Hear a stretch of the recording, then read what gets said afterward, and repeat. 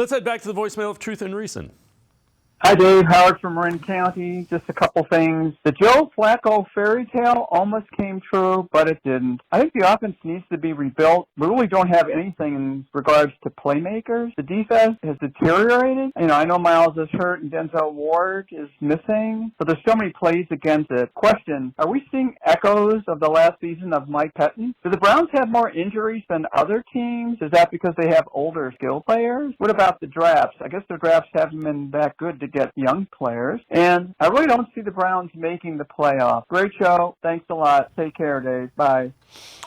As always, appreciate all the voicemails. Scott, the Browns might not have more injuries, but if you look at the injuries that they have, Watson, Chubb, both starting tackles, Denzel Ward, when you look at the percentage of their salary cap that is injured, it's pretty darn high. It is. And I know there's a lot of data, and I think it's probably too early to tell this year where they rank. Just a number standpoint, a volume standpoint.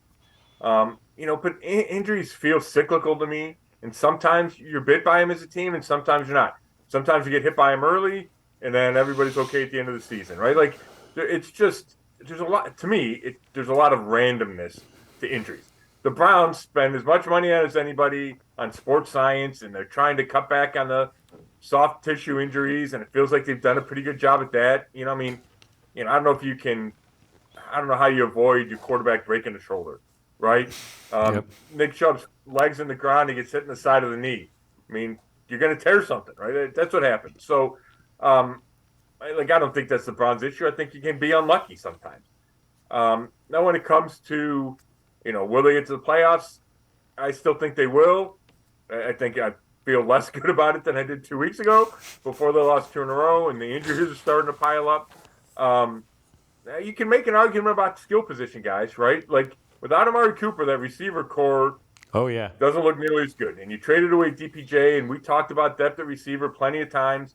So that's a legitimate discussion. What you need is the guy you traded for, Elijah Moore, the guy you signed to a big money extension, David Njoku.